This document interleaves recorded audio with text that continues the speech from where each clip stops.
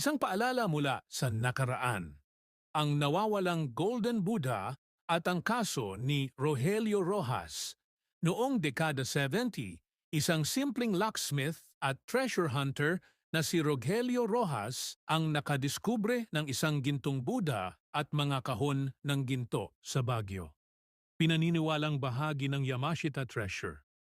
Ngunit sa halip na gantimpala, dumanas siya ng kalupitan sa mga kamay ng pamilyang Marcos Bangag. Ninakawan, tinorture, at ikinulong. Ang utos mula mismo kay Ferdinand Marcos Sr. ayon sa mga ulat.